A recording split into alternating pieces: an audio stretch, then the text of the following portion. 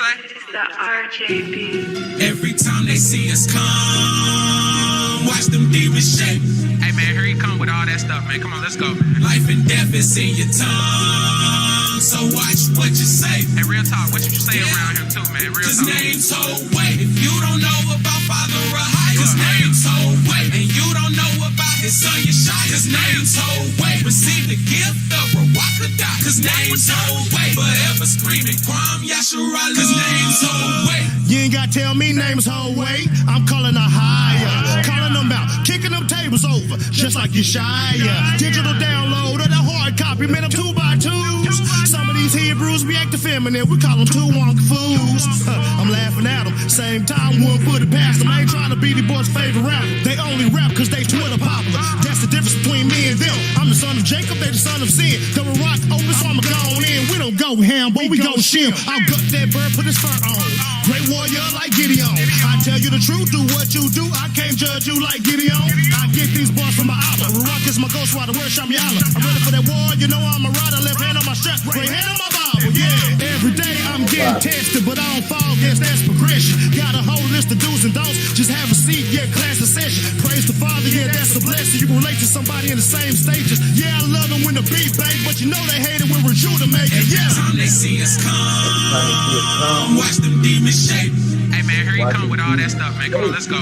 Life and death is in your tongue, so watch what you say. Hey, real talk, what you say around here too, man? Real Cause talk. names hold weight. If you don't know about Father Rahai, cause names hold weight. And you don't know about his son Yeshai, cause names hold weight. Receive the gift of Rawakadah, cause names hold weight. Forever screaming, Kwam Yasharale, cause names hold weight.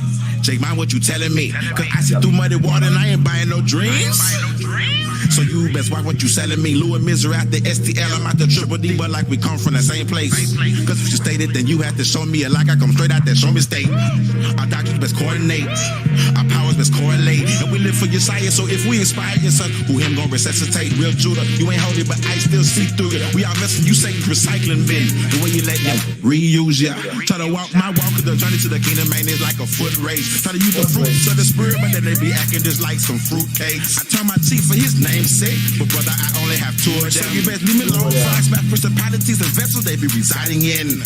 I take it for Christ, the highs and the lows. Said I could watch and inspire my flows. I pray for a higher by Hashem Messiah. They are my power, you already know. The way Jake's haters like we the star, but they got it all wrong. Show about the Father, Son, and Spirit, man. If I was super rude, shot this be my theme song. Every time they see us come, watch them demons shake. Hey man, here you come with all that stuff, man. Come on, let's go. Life and death is in your tongue, so watch what you say. Hey, real talk, what you say around here too, man? Real Cause talk. names hold weight. If you don't know about Father Rahai, cause names hold weight. And you don't know about his son Yeshai, cause names hold weight. Receive the gift of Rawakadah, cause names hold weight. Forever screaming, Kwam Yasharale, cause names hold weight. It should be over 2,000 years old, but the letter J didn't come until 1524. Now go and search for your proof. See what all these names mean. Every Hosea 2, verse 16 and 17. Or Hosea 4 and 6, we perish for lack of knowledge. The teachings of his majesty, they don't teach in college. Not that devil philosophy got you always debating. And that tetragrammaton got you still calling on Satan. Is it Yahweh, Jehovah, Yahuwah, Yeshua? Depart from me, I never knew you. If that is one of the names that you call him, hope you do not let Lucifer fool you. He's known to deceive us and known to confuse. Call him Jesus and they know it's who's. Pray to them demons, wonder why you lose. Might not like it, but that's just the truth. Every time they see us come, watch them demons shake. Hey man, here you come with all that stuff, man. Come on, let's go. Life and death is in your tongue, so watch what you say. Hey, real talk, what you say around here too, man? Real Cause talk. names hold weight. If you don't know about Father Rahai, cause names hold weight. And you don't know about his son Yeshai, cause names hold weight. Receive the gift of Rawakadah, cause names hold weight. Forever screaming, Kwam Yasharale, cause names hold weight. Father who? Our Father, our Father, Hello. I said, our Father who? Our Father who? Our Father who? Hello. Cause names hold weight.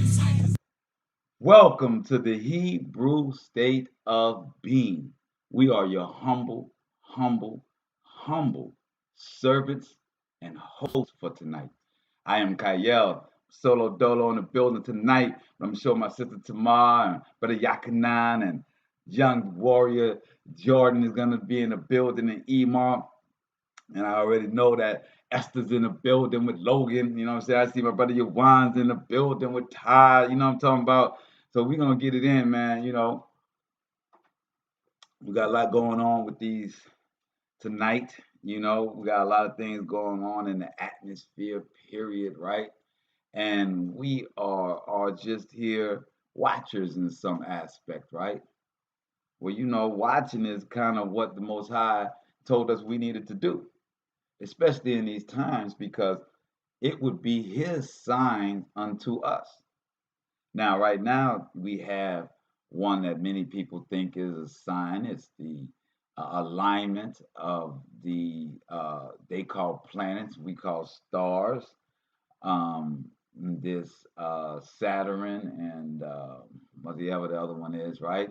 And they're aligning close to the moon, to where you should be able to see it in this hour, but you can't. I've tried. It's very cloudy. They had some chemtrail thing going. They had some things going on. They got a lot of clouds that came out of nowhere.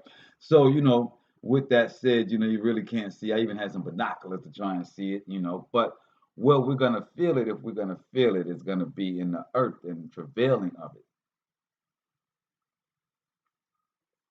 That's something also the Father said that we should watch for. And in this hour, we have much of that. Jupiter, thank you, Esther. So Jupiter and Saturn, right? But as we know, we've got, as of last night, when it first started getting to its alignment, we had volcanoes that erupted in Hawaii. We got other things that are going to be happening as these uh, things align, right? So we should look at it from the earth perspective, you know, of what things that are happening in the world right now, what things that are coming about, right?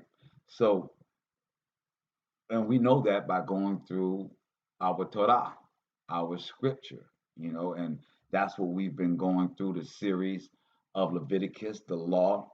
We are in our 10th show of the Leviticus law, and we have a little bit of different backgrounds. We got some things going on, but we will not let any of that hold us back from bringing forth the word, right? Because it's a joy. It is not grievous to bring forth the word, right? So this is a time where we all get to come together and hear truth, you know, as there's so much clamoring going on in this world, and there's so much noise going on in this world.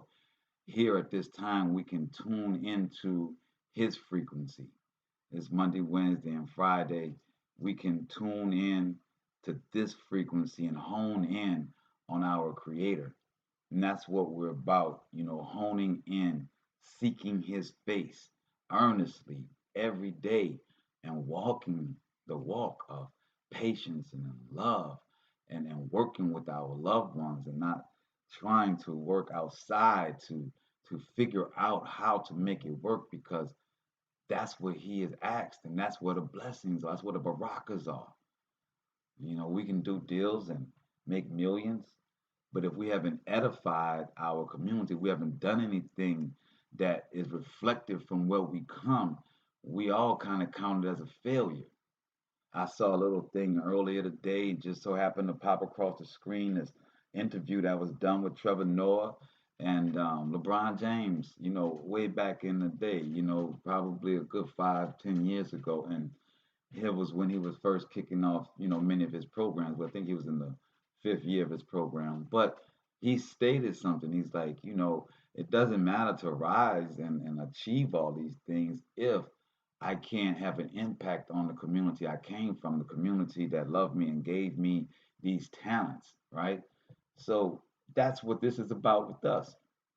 Reading Leviticus and understanding His law is giving back to our community. Walking in this law, being a reflection of this law, is our way of giving back to our community. We may not all be able to, you know, do turkey drives or give clothing out to the entire community, but being that individual reflection of righteousness to our brothers, sisters, mothers, fathers, uh, whomever that comes in contact with us. and making a concerted effort to make it work with our loved ones and our family and the people of our community, not allowing all of the many reasons, and there's so many good reasons, and I can go into the reason why there's good reasons, but that's all schematics. That's all just talking points. The point is we need to not let anything stop us from figuring out how to work together as a community, as a people, as a family. You know, that is what we're called for to do. We are called to be an example. When we go through Leviticus 19 and 20, you're going to see that the Most High is clearly telling us that we are to be an example of others and that we are not like others. When we really sink that into our head and not use it from a perspective of trying to be the baddest bee or the baddest dude on the block, but understanding the power of looking like the Most High, the power of being the spokesman for the Most High, the power of allowing the supernatural world of righteousness, because there's a supernatural world of darkness, so there's got to be a supernatural world of goodness. They say there's a yin and a yang, so it's got to be the same as it is on the other side. So if there's supernatural evil in this hour, then there's supernatural righteousness that's also in this hour. It's a matter of what we decide to tap into. So we are tapping into the righteousness of the Most High when we understand His laws, and we are to be the reflection of that as we walk in that, as we deal with Gentile, as we deal with Hebrew, as we deal with Jew, as we deal with heathen, as we deal with oppressors. It is not to turn our cheek to them. It is to show them the law and to know that your supernatural righteousness is going to prevail for you. I'm not talking about no pie in the sky, no puff, like, you look into the sky. No, I'm talking about if it's good for the goose, it's good for the gander. You can't tell me that evil is out. You can't have Hollywood movies and now we got aliens coming down. You can't tell me that there's aliens. You can't tell me that there's planets when they ain't never heard of a planet until Copernicus and the Jesuit priest created it. You never heard of a planet until you heard of Europeans. So if there's a supernatural evil and there's a create planets and I can create aliens, well, why can't there be a supernatural righteousness that will not fail? Well, you got to know the laws of it, just like there's laws of nature, there's laws of gravity, there's laws of the space, right? So there's laws to this vibrational, supernatural, righteous power that we calling upon. We're not in the hour to be looking for softness. We're not in the hour to be looking for cheeks to be turned. We're not in the hour to be looking for something to save us that we don't know.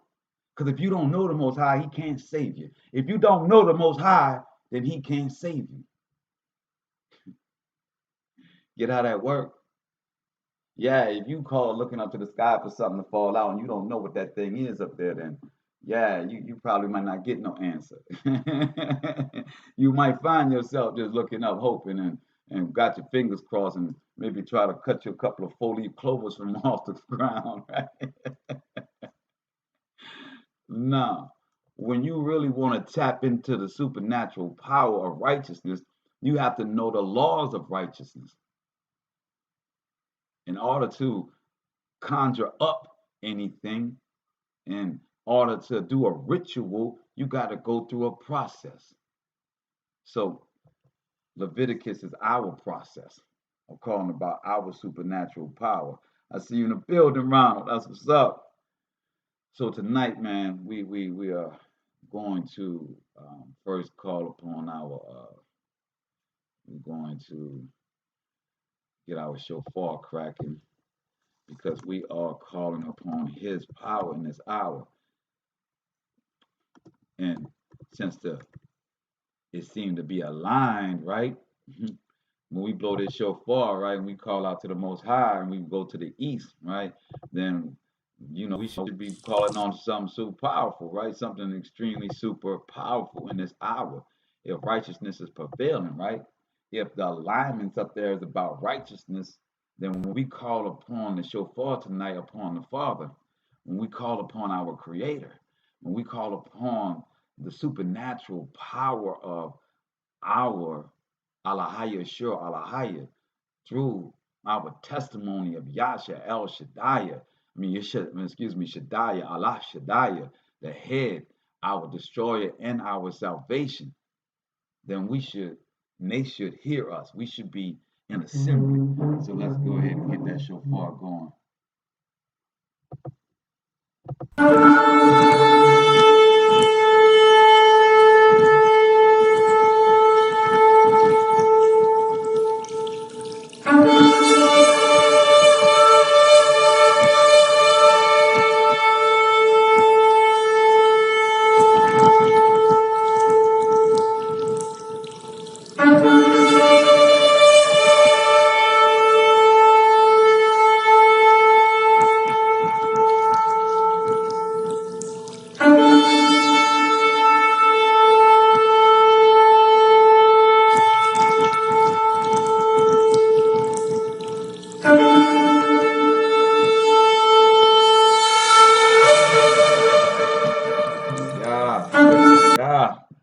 Yeah. Let's get it going. And so we are going to talk about Leviticus.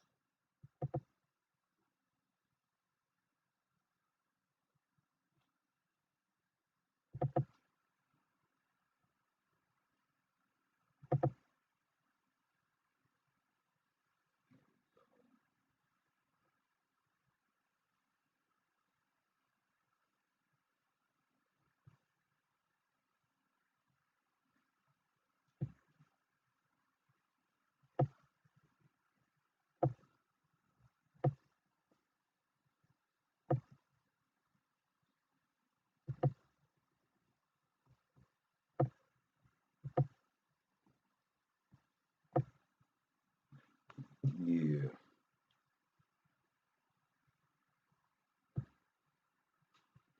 Straight. All right, so I see you in the building, Okata. Yeah, Anya in the building. All right, so we are going to deal with some issues in 19 and 20, right? So, as we say, we go through these laws with patience and understanding so that we have full comprehension of the law. We're not just reading it to run through some scriptures and to tell you that you ain't no good and tell you that you got to come back to the law, you're going to die. This is about understanding why we doing what we doing. None of us are sheep. The Most High doesn't ask for sheep. He wants people to know him and to love him and to understand him. That's the only way you can walk this walk.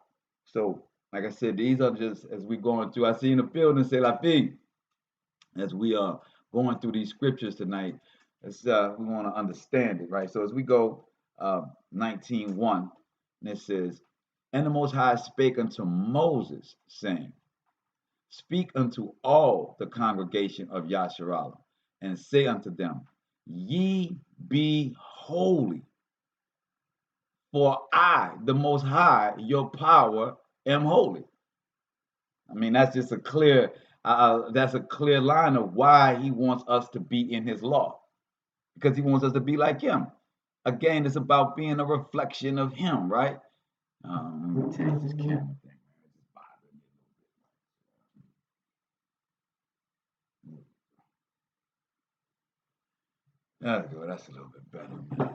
So when we're looking at this, we're saying that the Most High is asking us to be what he is. He's not asking us to do anything that he's not, right? You say, oh, Kayel, he's the Most High. You know what? He can do all these things. You know what I mean? Well, of course he's holy. But you understand, the Father says, I got this supernatural power that's going to be rocking with you when you're trying to be like this. Understand, I got nothing but grace and mercy on tap for you. But you got to be trying. because I'm holy. You can't tell me the law is done away. I am holy is what I am. That's the law. So when it says, children of Yasharale, I say unto them, ye shall be holy, for I, the Most High, your power, am holy. For ye shall fear every man his mother. Ye shall fear every man his mother.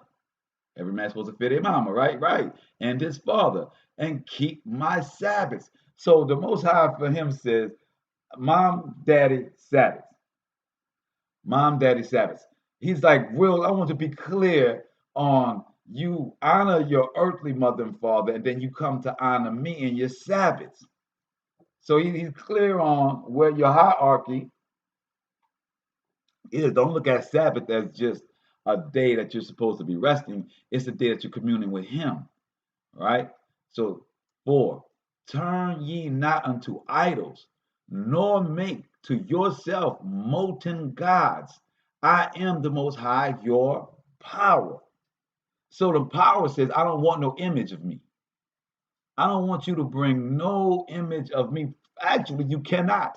I encompass everything. You don't even know. I haven't shown you half the things that I have on the earth, nor beneath the sea. You can't possibly create anything that would pay homage or honor to me.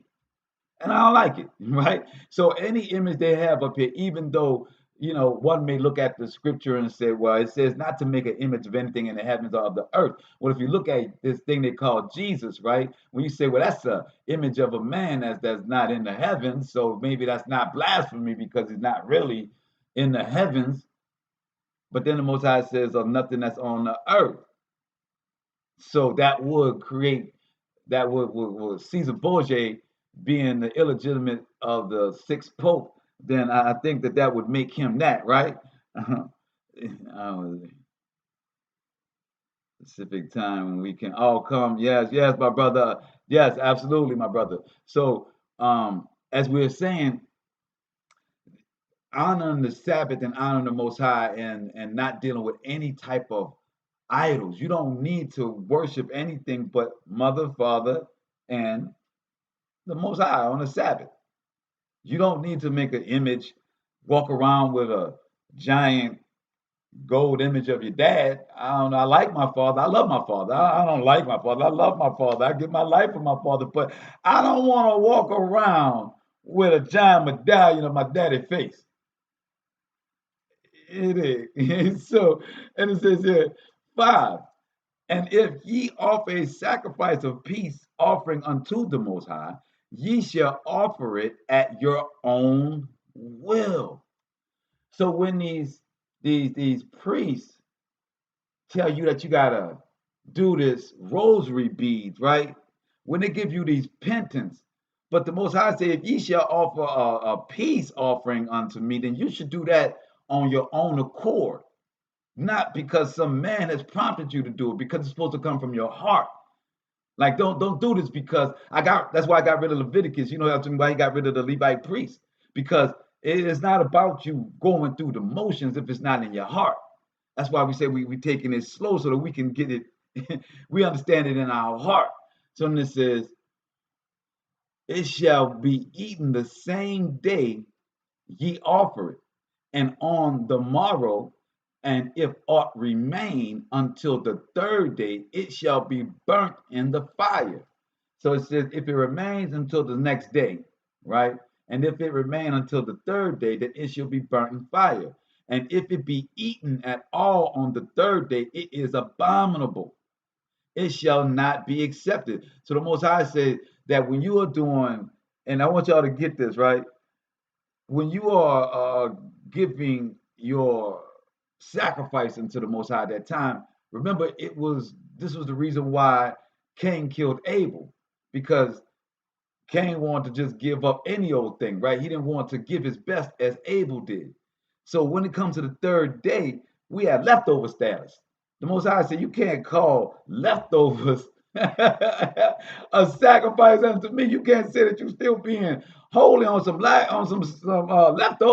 This got to be the best. He barely let you get away with it on the 2nd day. You understand? Okay, you may not be able to eat all of it I don't want you to be in gluttony. So you can catch it on the next day. But on the third day, you didn't wrap that up. It's now you're pulling out as leftovers now. You know what I'm saying? Like this ain't giving no praise unto me. Right? So then it says, therefore, one that eateth it shall bear his iniquity, because he hath profaned the hallowed thing of the Most High, and that soul shall be cut off from among his people. Cain was cut off from amongst his people, right? I just want to make sure he did kill his brother, but before that, he was cut off from among his people, and his sacrifice became profane. So in Leviticus, even though it's far from Adam, we see that the law from Adam all the way back with Cain and Abel still is applying in Leviticus, even though it was given to us in a Levitical order. As we said, the Most High's laws has been here from the beginning of time with man. Because of the Exodus, the Most High said, y'all got to write this down. Like y'all are not getting this. The laws was passed down from Adam all the way down to Enoch. Enoch mapped out the world for everyone, right? Enoch told us it was on 4 pillars, told us it was a flat earth, right? And then we get Copernicus hundreds and thousands, not hundreds, but thousands of years later. Then Copernicus comes with the fact of it being a globe. Yes, that's a fact. That before Copernicus and the Jesuit priests, everybody believed what Enoch said about what we were dealing with. That's why they said you would go to the edge of the earth, you would fall off. Because Enoch said it was on 4 pillars. So they took it as that. But they're ignorant to not know that there's a realm around. That's why we were like in a bowl. And that's where when you read the Revelations and it talks about where he stuck the demons, where there's the fallen angels. You know what I'm talking about? So understand that before there was the Jesuit priest, before there was the European story, everybody went according to Enoch and to the Torah and to the scripture that had been here since the beginning of time. So as my point is, this law, which Cain was banished from all, is now being seen in Leviticus as the Most High is saying that if any man that has profaned his offering unto the Most High until the third day is now profaned, is now abominable, and he shall be cut off from his people, as Cain was cut off from us until we came down on the mountain and started mating with him and all of that there. That's a whole nother story though, right? So now we get into the sundry laws, right? Sundry laws. And it says, and when ye reap the harvest of your land, thou shalt not wholly reap the corners of thy field, neither shalt thou gather the gleanings of thy harvest. So this is very specific because understand your harvest is what you do in your life, your business. Oh, see, High Octane is in the building. That was perfect timing, Keith. So when we're talking about the sundry laws and we're talking about how they harvested, your job, what you do is the same. I want you to, I see the building, Nicola. So I want you to juxtapose whatever you do as your harvest, as what you plant. So if you go to a job every day, you are sowing your seed in that job to either move up in the job, to be promoted, to be rewarded, to either learn the skills and then go and do it yourself, or learn the skills and find another job that allow you to excel further up into the hierarchy of whatever profession that you are in. Your profession is your sowing. It's the talent that the Most High gave you. It's the thing that you fall in. It's the thing that you're comfortable with. So if we are saying that the temple, right? If we're saying that the temple is now our body, if there's no more edifice of temple that has the holies of holies in it, and the Father says now the land as well as the temple is represented in my people. So now when we're talking about harvesting and planting, we're talking about what he has put in his temple. In each and every one of us, we have our individual talents. We have our individual greatness about us. Those are the talents that the Most High gave. They say God-given talents. Yeah, it's the Most High given. And those are the things that we're supposed to refine, harness. I don't care how easy it comes to you. Practice harder. I don't care if you think that you've mastered it, practice harder, because that talent the Most High gave you, that is your path. That's the thing that he has allowed all of your riches and your rewards and all the things he's stored up for, and the path that he has for you is funneled through your talent that he gave you. So when we talk about harvesting, your field, your harvest is your work, right? So understand that as we go into explaining this law, because it's going to sound very familiar to you. So it says, and when ye reap the harvest of your land, that's when you're reaping the rewards of your work, thou shalt not wholly reap the corners of thy field. That means don't try and snatch all of your earnings. Neither thou shalt gather the gleanings of the harvest. Now the gleanings is the extra, right? So it's being about hoggish, right? So let's look at the word gleaning. So it's Hebrews 39:51 in the Strong Concordance. And in the Strong Concordance, that word is lekit, right? And it is, gleaning is defined as is gathering from the field. It's not giving me a good definition, but gleaning is to root. The gleaning, it is the harvesting of all of your the full harvesting of your crop. If you are a planter, you know that sometimes you don't fully harvest everything so that it can continue to grow. You don't take all of the fruits that come off. So gleaning is it's the extra that you would have. Okay. So it tells you not to reap, not to go all through your harvest, not to just pull everything. It says why? Because and thou shalt not glean thy vineyard, neither shalt thou gather every grape of thy vineyard. Thou shalt leave them for the poor and stranger. I am the Most High, your power. So the Most High is saying, okay, when you are starting to get you're starting to put your work in, right? In the beginning, you're not trying to grab everything you can get from everybody. You're not trying to charge the highest prices. You're not trying to charge the highest prices. You're not trying to break the community and get all that you can get out of it. You're not trying to pull blood out of a turnip. You are supposed to get what you get, but you're learning. You are learning and you are fertilizing your field while you're doing this. If you're at your job and you're not trying to be the one I got all the answers over here, I can do this, I can do that. You're trying to hog everything and be this, teacher's pet, so to speak, right? And you're not learning the ways of the office. You're just trying to compete. You're not learning your craft. You're just trying not to get outdone. You got a fear factor in the way you achieve, as opposed to I want to understand it and soak it up and be a master of it. It's mindsets. It's having a job and then it's having a career. Do you want to be the best at your job, or do you want to create a career out of it? Because if you're trying to create a career out of it, you're not going to always be number one. You're not going to always be able to be the best. You're going to have to lose. You're going to have to take some shots. You're going to have to understand the nuances of the process.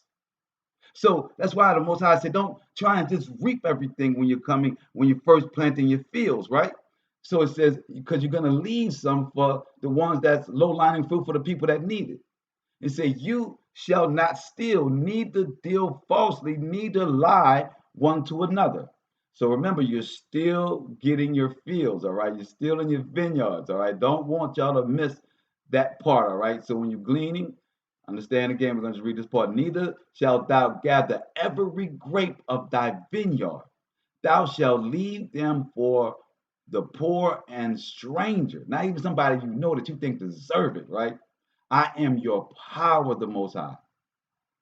In 12, it says, and ye shall not swear by my name falsely, neither shalt thou profane thy name of the Most High. I am the Most High, your power. Thou shalt not defraud thy neighbor, neither rob him. The wages of him that is hired shall not abide with thee all night until the morning. Thou shalt not defraud thy neighbor, neither rob him. And then it gives you colon. So they're explaining how you can rob them.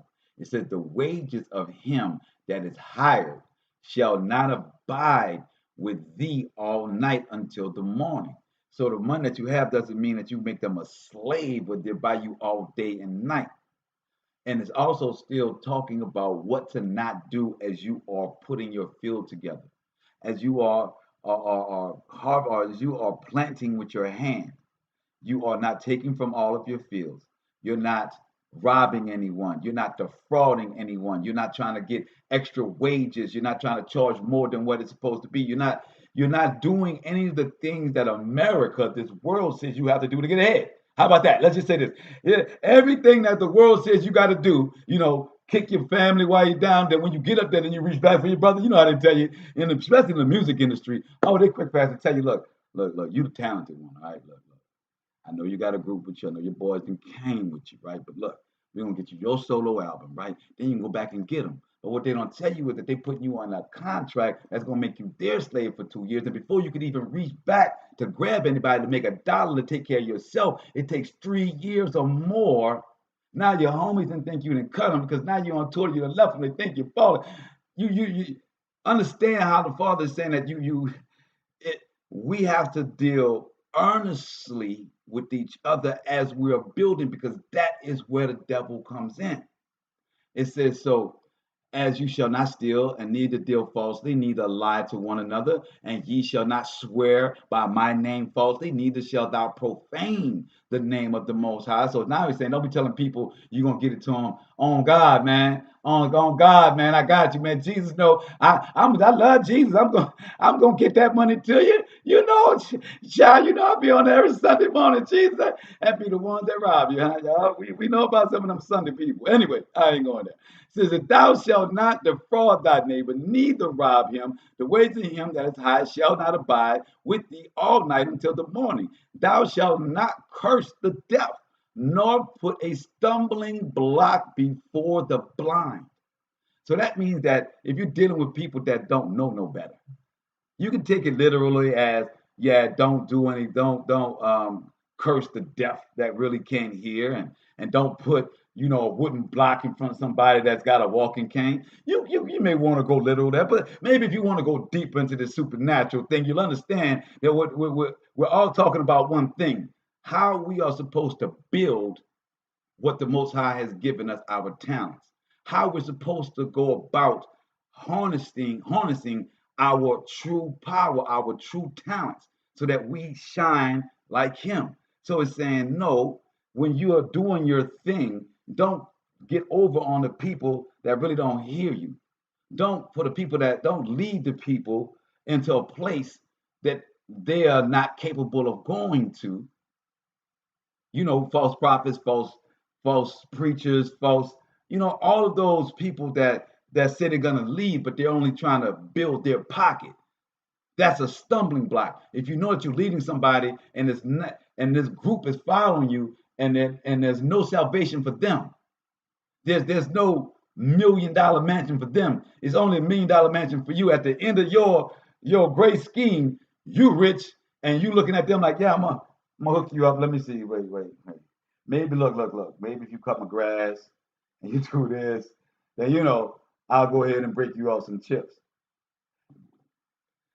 All of this is the Most High saying you have to be earnest as you're going forth. Don't be greedy as you're going forth, right? Ye shall do no unrighteousness in judgment. Thou shalt not respect the persons of the poor, nor honor the person of the mighty, but in righteousness shalt thou judge thy neighbor. So,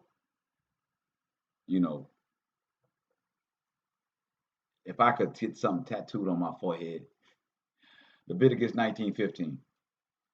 Ye shall do no unrighteousness in judgment. Thou shalt not respect the person of the poor, nor honor the person of the mighty, but in righteousness shalt thou judge thy neighbor. I see in the building, Scott.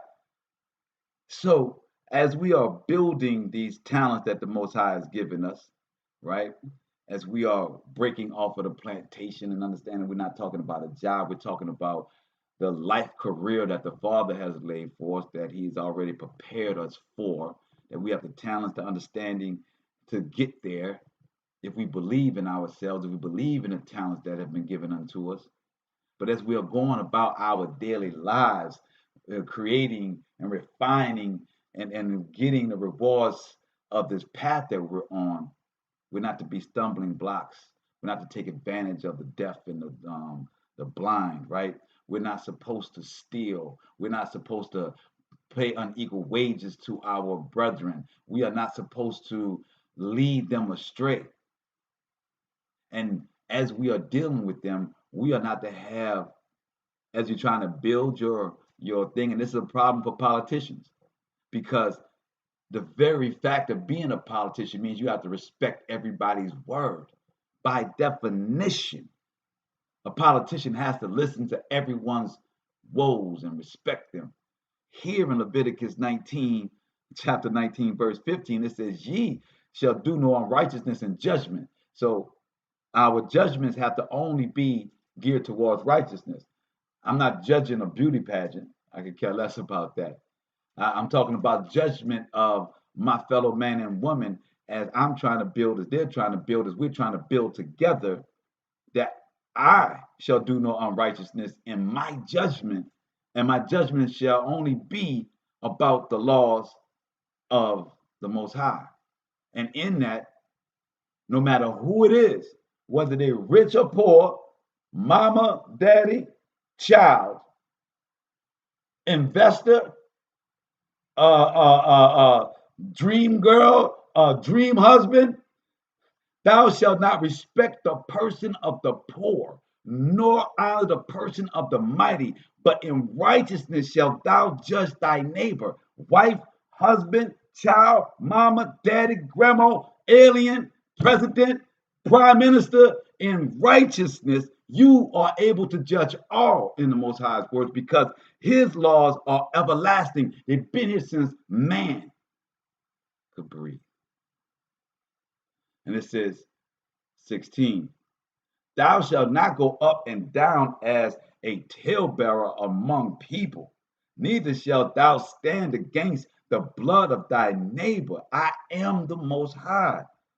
Talebearer. Y'all know we got to get it, right? Because talebearer is something that we find very much in our community on a constant basis.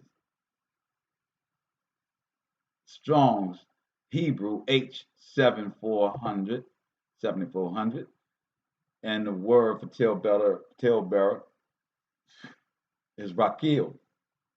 Rakil. And that means slander, talebearer. You know, gossiper, carry tales. There it is, carry tales. A talebearer always got somebody else's business, always got somebody else's story, always got something to say about somebody else, but ain't doing a damn thing but talking. Ain't doing nothing but talking. And what they're known as a scandal monger, as travailing about, looking to get into something, looking to start some evil, speak some evil. So it says, thou shalt not go up and down as a talebearer among thy people, neither shalt thou stand against the blood of thy neighbor. Don't be talking about somebody else. Don't be false witnessing to somebody. Don't be standing against somebody saying, hey, they need to die, right? Because we're talking about the blood, right? How many times has rumors gotten somebody killed? How many times did somebody say, oh, I just told him that I didn't think they were going to go and do that. I didn't think this is what was going to come out of that. I was only saying this. I don't know. I don't. Mm-mm. But if you don't get into it, if you don't start, if you don't be a talebearer, then there got to be no excuses at the end. And it says, thou shalt not avenge nor bear any grudge against the children of thy people. So it's real specific, huh? Thou shalt not avenge nor bear any grudge against the children of thy people, only by receipt. That's why I keep telling you, when they talk about that turn the other cheek, we're talking about of the seed of the children of thy people. But thou shalt love thy neighbor as thyself. I am the Most High. It says that you don't hold a grudge and you don't go to war and avenge them. The other people, you love them as thyself, you know what I'm saying? But, you know, ye shall keep my statutes. Thou shalt not let the cattle, thou shalt not let thy cattle gender with a diverse kind. Thou shalt not sow thy field with mangled seed, neither shall a garment mangled of linen and wool come upon thee. So now it's even saying how you to go about in your dress, right? It's telling you that I'm your avenger, first and foremost. In 18, it says, thou shalt not avenge nor bear any grudge against the children of thy people, because if the children of thy people are following the Most High, then as Cain and Abel, Cain is going to get his. You're going to be cut off. These people will be dealt with by the Most High. Most High said, I want you to stay holy, though. I got this. I'm going to bring it to them. If they're stupid, then, if it happens, then, the Most High has you covered in all things. He surely doesn't want you to die. He surely doesn't want you to die. So, because you are his seed. So then it goes to, ye shall keep my statutes. Thou shalt not let thy cattle gender with diverse kind.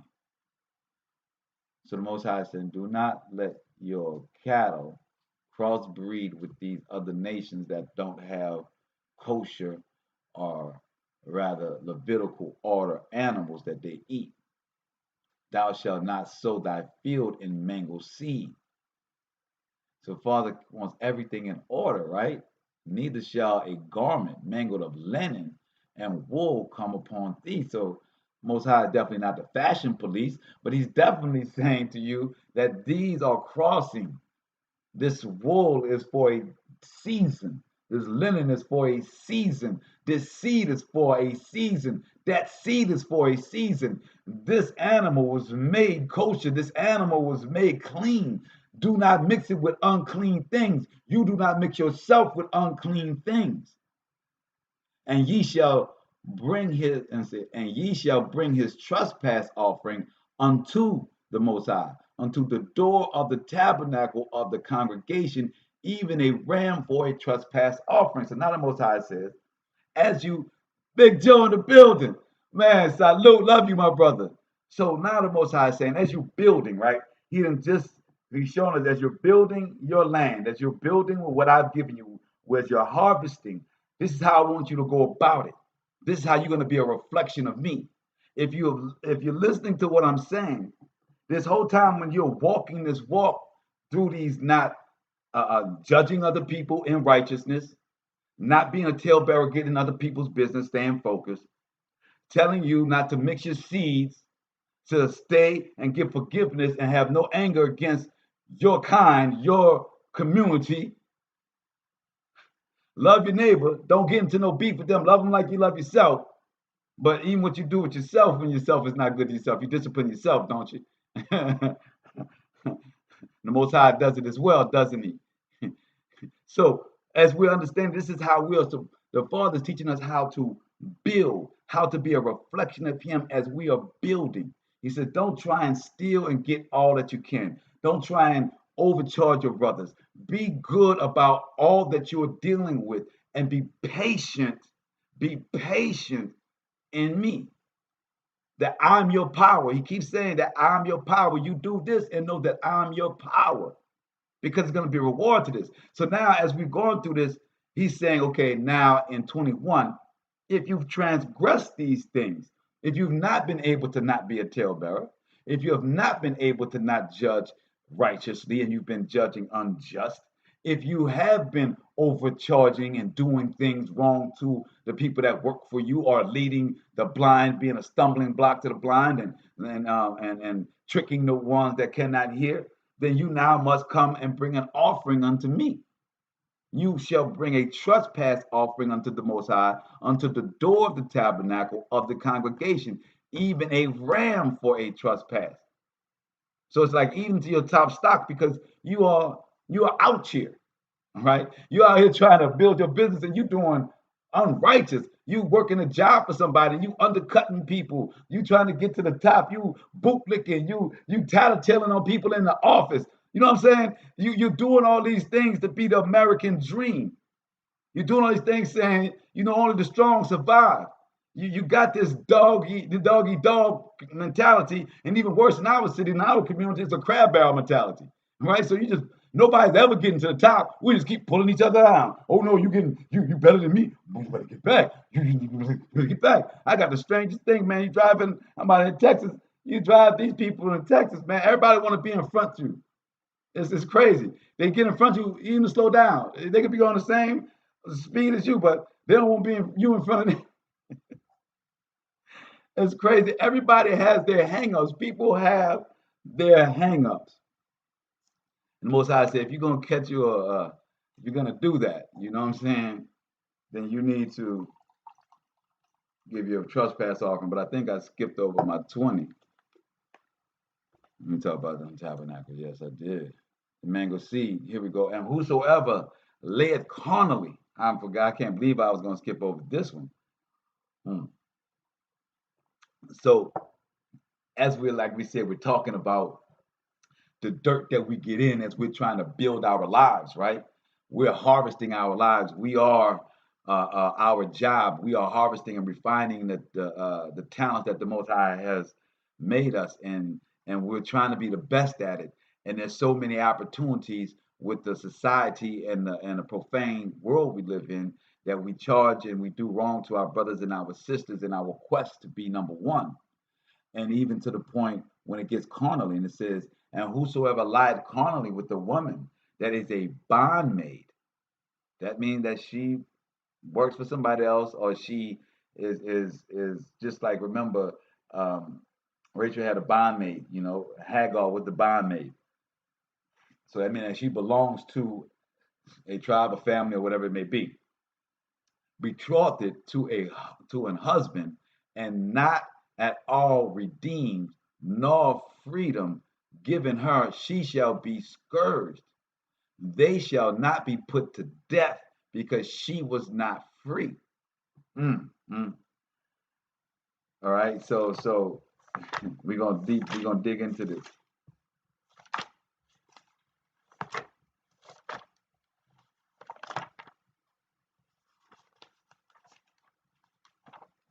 So in Leviticus 20, right, verse 20, and as it reads in my Sefer, and whosoever lies carnally with a woman that is a bondmaid, betrothed to a man. So that's given to a man. So let's get our betrothed.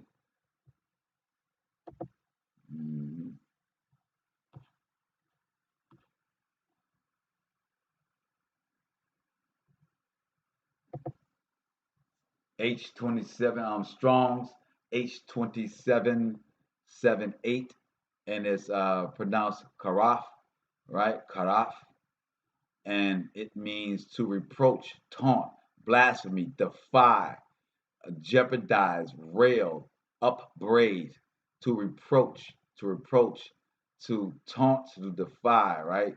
To winter, to spend harvest time, remain in the harvest, not required, betrothed, right?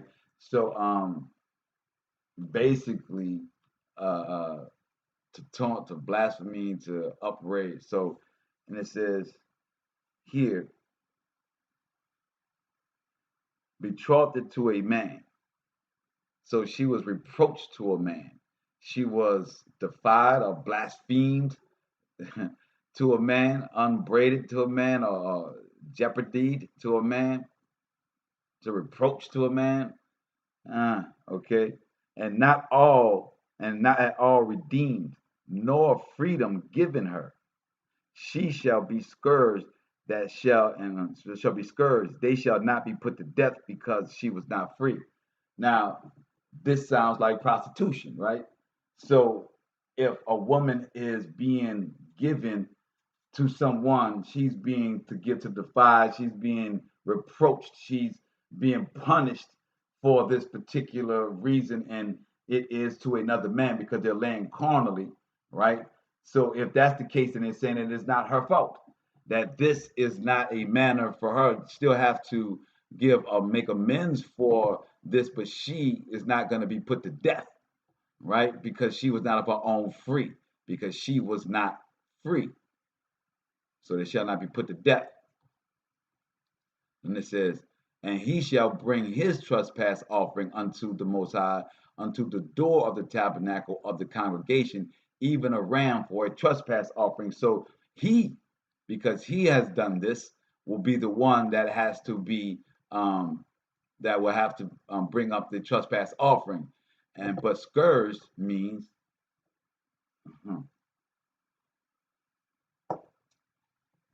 which is bakoreth, Bekoreth, Bekagath, scourged, means to properly examination, punish. To examination, to implicate punishment, right? So basically punishment.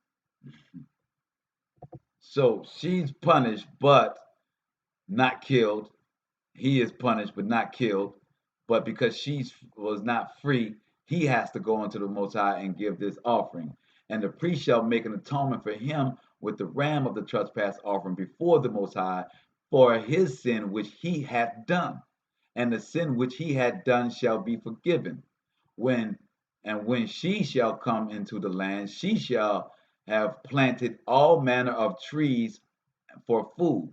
Right? It says, and when ye shall come into the land and shall have planted all manner of trees for food, then ye shall count the fruit thereof as uncircumcised. 3 years shall it be uncircumcised unto you, it shall not be eaten of. All right. Now we're back to understanding the process that we're in of building our harvest.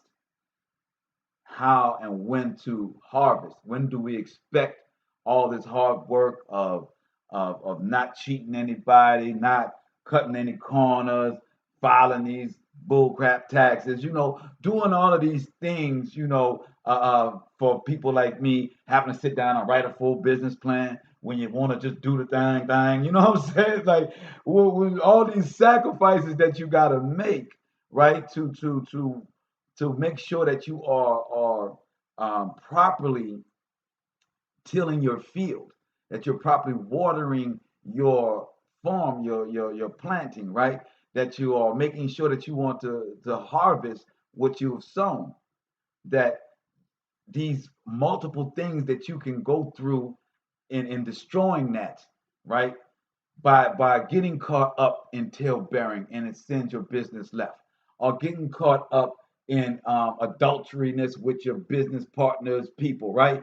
So now your whole business is broken because there's this sex thing that's going on between everybody in the company, right? To over wages, you can't keep employees because now you're known in the neighborhood as the person that don't pay nobody, Cash Money Records, right? Say you don't want to sign with them, you never get paid, right? So we find that all of these things that are written in Leviticus are things that stop us from being able to fully build our businesses and build the fruits of the talent that the Most High has given us, even to the point of us even doing such things as, swapping wives, having handmaids, people that's on to you and doing abominable things, right? And even just doing it to make it up the ladder, right? The sacrifice of the body just to entertain this person to get where you want to go. All of that is, in a sense, the type of bondmaid laying down and being betrothed, right? So all of these things are part of how you're building for your harvest. And then when we get here to 23, after he told you how to make a sacrifice and to acknowledge the wrongdoings you've done, it says, still as you are acknowledging the wrong things that you're doing and cleansing yourself, constantly refining yourself as you're building your talents and building what what the Most High has for you. When we get to Leviticus 23, it says, and when ye shall come into the land and shall have planted all manner of trees for food. So this is your harvesting. This is all in the same chapter, right? then ye shall count the fruit thereof as uncircumcised. So remember, it said that we weren't supposed to try and get all of the fruit, right? It said that we were not to glean our fields. Saying now that the first 3 years, and anybody in business will tell you, they say that you're not supposed to, United States government, and in fact, your taxes will tell you that you're not supposed to expect a return on your investment to at least 3 years being in business. And see, if you can stay 3 years in business, then you're supposed to start seeing a profit. Now that's business class 101. So if we're looking at scripture now, still saying the same thing, 3 years, that is still not clean, that you still haven't done all the work, you still haven't completed this process. It says, and ye shall count the fruit thereof as uncircumcised. 3 years shall it be uncircumcised unto you, it shall not be eaten of. But in the 4th year, all the fruit thereof shall be holy, to praise unto the Most High withal. So the Most High said, look, if you keep it righteous in 3 years that you building, I hope y'all are hearing me, right? Because we're about to go into a situation where there ain't gonna be jobs, where everybody's gonna be trying to work their talent. Everybody, what we call it, hustling in the hood. Leviticus chapter 19 is telling you how to build your business off of the talent that the Most High given you and how to do it righteously. I pray that y'all have a ear to hear and an eye to see, right? That as we are coming into this new world order, that many of us are going to have to figure out how to make it happen. And people are going to look online for YouTube and all these, entrepreneurial get rich quick schemes and all of this, and feel like they bought all the books and watched all the seminars and just can't seem to get it. And then they feel like they gotta, now they gotta make it hard on the community. They gotta charge people more. They gotta make coins. They gotta do things that we're talking about in Leviticus to try and get ahead. That's what Hashatan has been doing to us as a community, as a people, stopping us from being able to rise because we don't ask for forgiveness. We go on Sunday on the wrong day to ask the wrong people for forgiveness.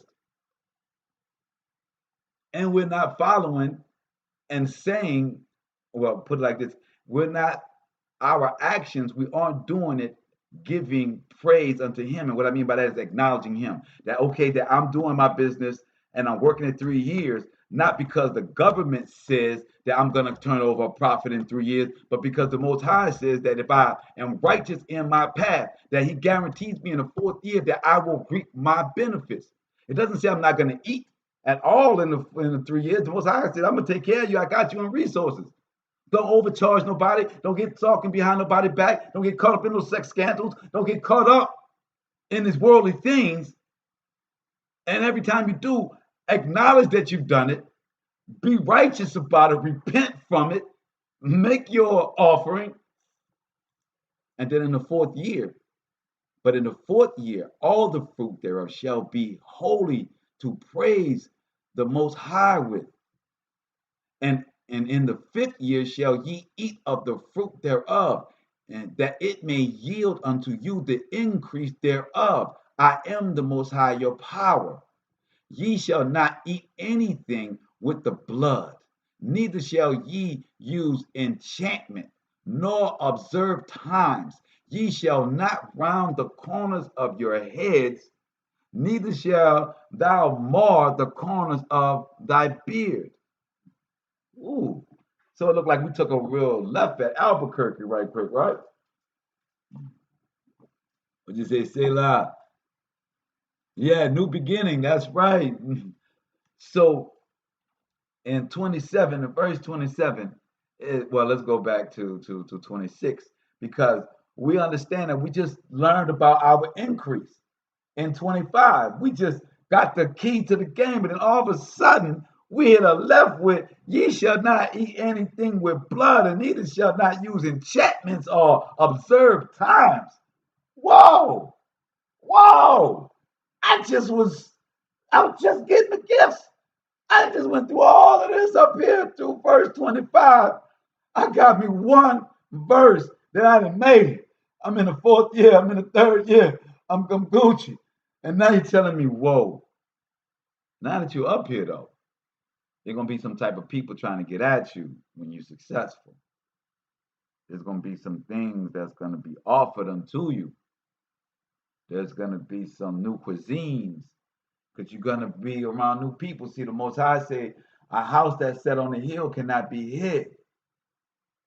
So if you are focused on your business and doing it righteous for your 3 years, and you are keeping yourself holy, as he says in the beginning, be holy for I am holy, then you're going to receive these holy rewards that no man could possibly give you. Yeah, you're going to stick out. You're going to stand out. Most High says you're going to meet some people. People going to want to have you over for dinner. People going to want to talk to you about advancement. People going to want to make connections with you. They're going to tell you how they can take you to the next level. Most High says, you shall not eat anything with blood, neither shall you use enchantments, nor observe times. And ye shall not round the corners of your heads, neither shall thou mar the corners of thy beard. Father's saying that you don't change what you started. You know what I'm saying? You don't switch over to a new game. I got you here. Being righteous got you here. You may be going through some trials and tribulations, but if you don't believe that righteousness got you here, then you obviously can't believe that righteousness holds the victory. You may think you have to do some underhanded things. You may have to cut some corners that you know you're not supposed to cut. See, sacrificing and cutting corners are two different things. Two totally different things. When they say the boss eat last, that's a sacrifice. Yeah, that's when you take a loss and keep on going. That's the sacrifice because you know the Father, because you were righteous in it, and people just can't figure out how you can keep on going. Well, my resources was never dependent upon man. And when the Most High decides to give me the resources to go again, we go again. And when we go hard. You know what I'm saying? Because we on the Most High's time. We's in his law. We're not worried about what man think. We have no respect of persons, poor or rich, young or old. We are rocking by his laws and by his direction. That means that's his vibration. And sometimes he wants you to chill. Observe his Shabbats. Observe his feast days. Paul said, I own everything. If I tell you to sit down for 7 days to feed the tabernacles and don't open your business, I mean that. Because I got you. Show me that you believe in me. Show me that your business and everything you walk in the walk. Because you can't walk the spiritual walk and then walk the business walk. Because you want me to, Most High said, you want me to bless you in your business walk. But you like a heathen in your business, but you getting all sanctified on your Shabbat. You all sanctified on your Sunday best, but you a shark on Monday? No. So it says you don't drink the blood. You don't use enchantments and go see sorcerers and go fortune tellers and whatnot and so forth. You don't observe the times like you watching astrology and you gonna look at your horoscope and gonna say, oh, horoscope says it's a good day for me to make a deal. So I'm gonna go ahead and call and try to make this deal this day. Most High say, that's not how you do your business. You don't call on Hollywood 1-800 numbers to tell you that this is the time for you to do a business deal. That's what Hitler and them boys did. That's when they went to war. Yes, you better know that's how them boys got down, right? So then it says, 28, ye shall not make any cutting in your flesh for the dead, nor print any marks upon you. I am the Most High. Now, I've definitely crossed this one. I got my grandfather tatted on my shoulders, you know what I'm saying? And had a spot waiting for my grandmother. So happy she's still here. But you dig, that's how much I love my grandfather, mother, and the Most High knew these things. He says, don't make any tattoos. Cutting of the flesh is tattoos, right? It took me a long time to put that into effect with the difference in sacrifice and hustling. Yeah, my brother Aran. Yes, there's a difference. So when it says no tattoos of the dead, so he don't want you to make a graven image, and he don't want you to tattoo a graven image. Do not prostitute thy daughter to cause her to be a whore, lest the land fall to whoredom and the land become full of wickedness. So the Most High say, our daughters of Zion, if you let your daughters go and do this, everything is going down, because a man gonna follow behind some punani without his mind all day. Like my queens, if you don't hold down, know that the whole city become full of wickedness. Y'all reading this 29? I mean, come on. 29 say that if a woman allows a daughter upon generation, and the whole town becomes done before them, that town will be nothing but wickedness. That they will never be able to get righteous. Man will never get right. That seems like that's a pretty strong position for daughters of Zion, huh? To know that they hold that power. Most High say in all things that we are trying to achieve, in a husband, in a business, in a life, and in all things, we look at this Leviticus as how we build.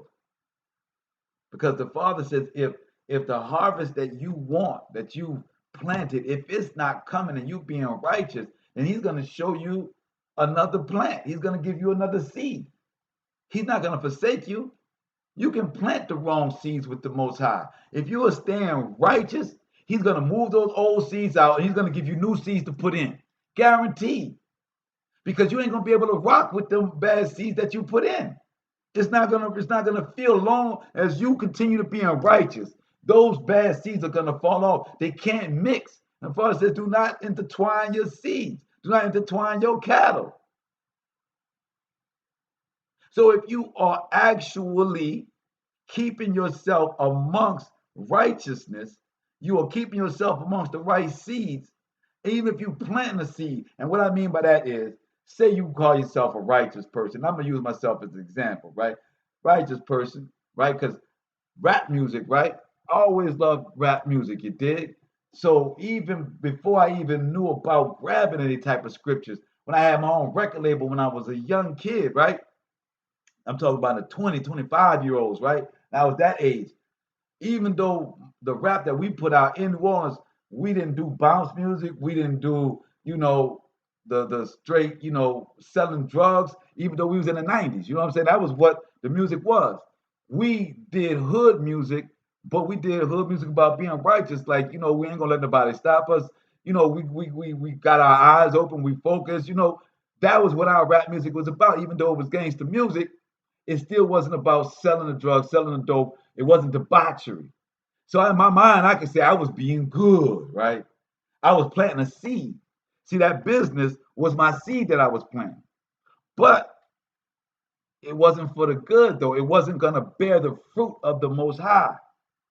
So he moved those seeds, allowed me to plant more seeds, allowed me to move into another seed, and then to get into this seed, to where now I can do music the same way I did before, with a different feel and the righteous vibe. So I'm still doing gangster music, but I'm doing it for the Most High. And what y'all call gangster, we just call aggressive music. You know what I'm saying? We, the ones that our heart don't pump no beat. They're just that type of music. You know what I'm saying? That stand up for what you are music. They call it black and I'm proud. James Brown type music. You dig what I'm saying? So, the seeds, even if you plant the wrong seed, if you're being righteous, the Most High will give you the resources until you plant the right seed, meaning he'll feed you until you plant the right seed. As long as you following him, he will feed you until you plant the right seed. You dig? You know what I'm saying? Yeah, all the water don't mix, right?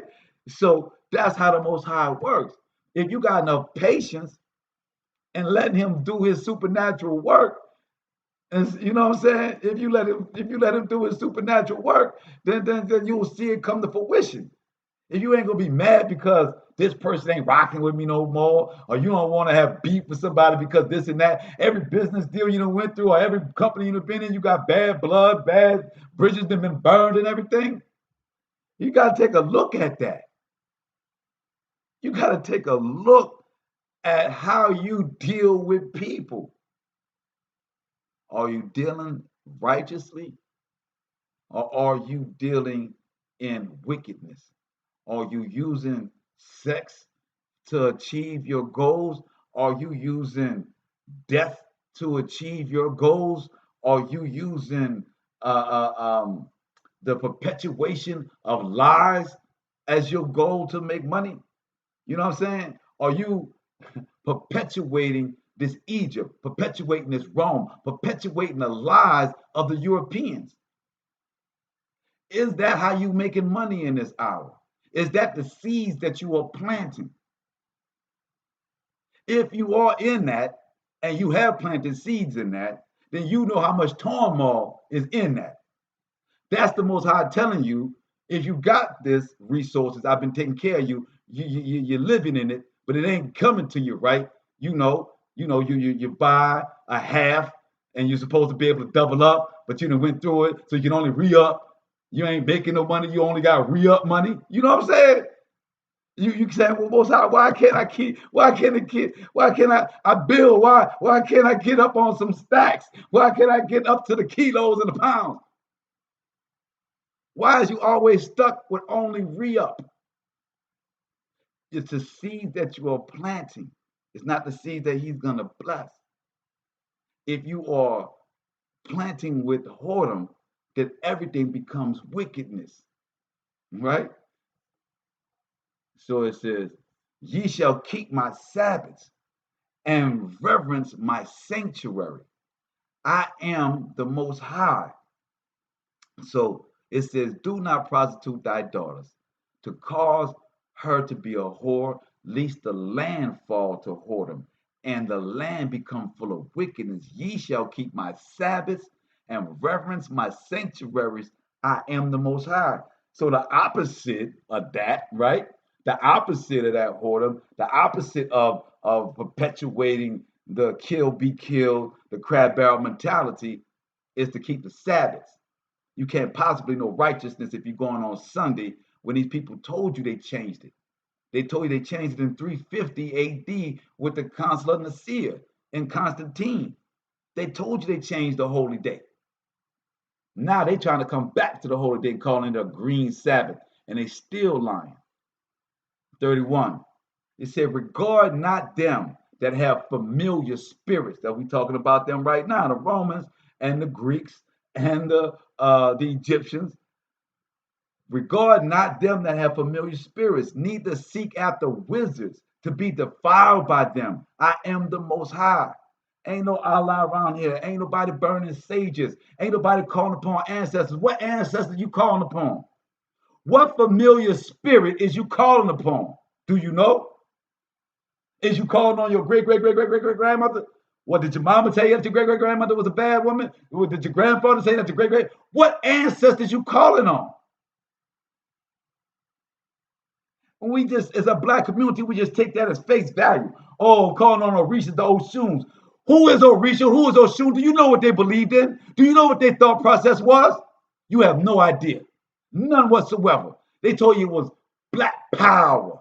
Black power. Well, everything in this world has a meaning. Every name has a meaning. Every God can be traced back to their beginning, to their inception.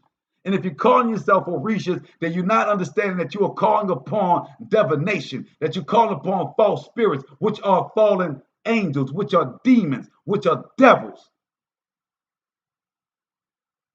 They gave it to you, the European that is, your capturer gave it to you in some black power thing. But guess what? The European didn't find out about Egypt until Napoleon got there in the 1700s.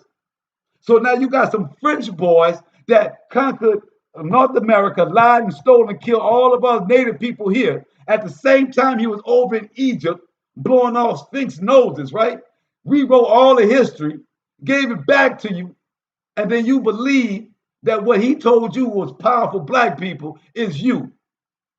That's the ancestors you calling on. That's the ancestors. Prove me wrong. Show me where a French man ain't wrote about Oshun and Osiris. I'm waiting for it. So talk to me about no Sumerian tablets. That was the Chaldeans. That was Hamites. And they came from the Mayans. That's right, the Mayans that was here first.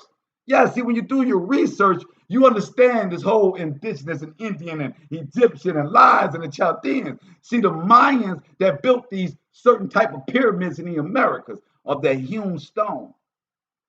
That's the one that was calling upon them familiar spirits.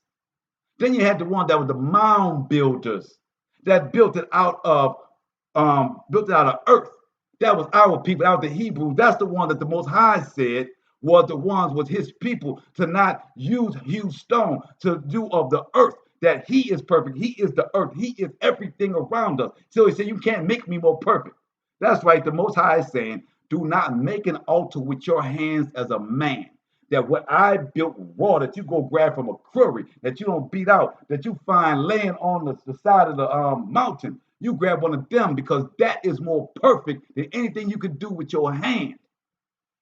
That's how we know the difference between the cultures and who was who and who wasn't. Oh yes, in this indigenous land here, we had Egyptians, we had Hebrews, we had Japhet, we had Neanderthals, we had the giants. All that was in the Americas. Ain't no just one kind, right? But when we understand our history, and we understand familiar spirits, and we understand where it started with the Mayans. It started with the Aztecs. It started with the first pyramids right here in the Americas. They was calling upon. They were the ones that was eating hearts. They were the ones that was drinking blood. Yes. But then you had a faction of us that wasn't doing that. You had a faction of us that was praising unto the Most High. You got Poverty Point in Louisiana that's built out of all earth, no hewn stone. That was here 1,500 years before the pyramids in Egypt. Yes, in Louisiana, Poverty Point was there 1,500 years before the pyramids in Egypt. So when the Most High is saying, regard not them that have familiar spirits, need to seek after wizards to be defiled by them. We know exactly who we talking about. We don't worship what we don't know. We ain't out here no blind bats following some word of a white man.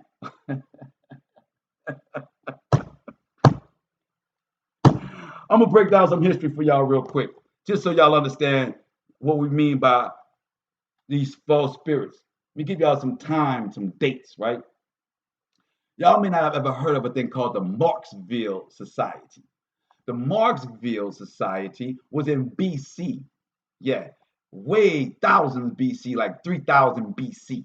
That was right here in Louisiana. It spanned from Louisiana all the way up to St. Louis. And in St. Louis, it hooked up with the Hopewell. Now, y'all all heard about Hopewell in y'all American books, right? The Hopewell, that's the one that was the $5 Indians. Yeah, they had a bunch of Iroquois and all that, but that's the one that sold out. That's the one that joined the Indian Wars and joined sides between the French and the Spanish.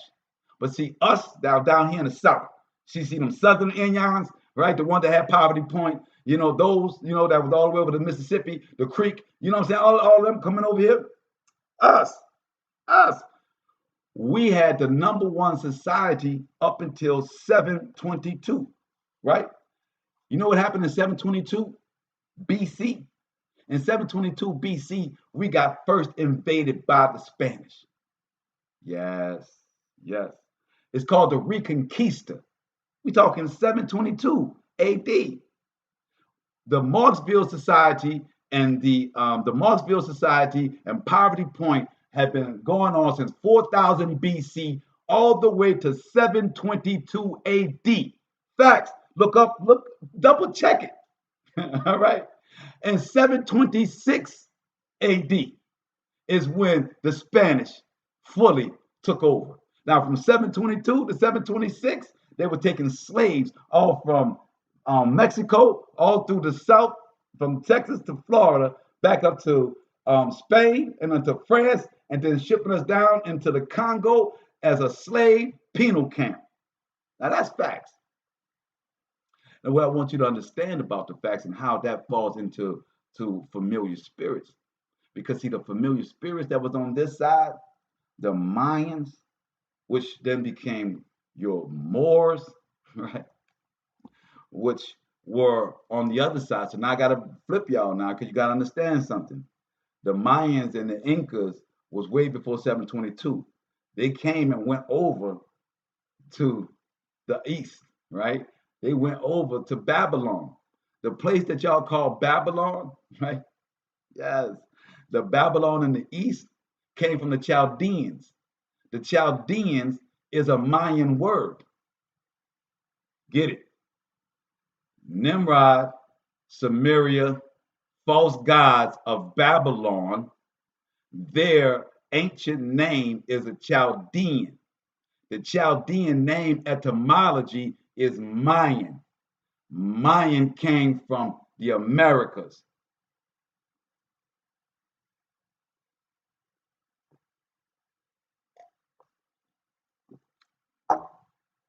You hear me what I'm saying, Michael? I see you in the way, Callaway. You know what I'm saying? See you in there, Yancey. So when we're talking about our history, when we're talking about the lie that the French came about with, right? When they tell us that there were no black Indians and they don't know who we were until 1492 when Christopher Columbus sailed. Well, I'm telling you, 800 years before Christopher Columbus came to Haiti, that the Spanish was already in New Orleans, was already in Mexico, was already in Florida, that they destroyed our societies and took us into slavery and brought us to Spain and to France. And then they toe tagged us there, and then they sent us to the penal colonies in the slave coast. Yeah. And then 1,000 years later, in the 1600s, from 722 to 1619, right? 722 AD to 1619, right? When the British start bringing in slaves from the same coast, the same penal coast, the same coast that they took and made and bred us for 500 years that they took from America. These are all facts. These are all facts. So they lied to you when they told you that they just rediscovered you in 1492 when they'd been here for 700 years prior to. And then 200 years, almost 300 years later in 1619, those same people sold you to the British. And the British gave you a story that you were all out of Africa. But they didn't tell you how you came out of Africa via the Americas. They don't tell you that. But we have to understand that this scripture wasn't written by them. That when you read this scripture, you know the law, then you know the difference between right and wrong. And then when you look around and you say, okay, well, the Mayans who drank blood, cut hearts open, and made sacrifices of their children and burned them, and they had pyramids.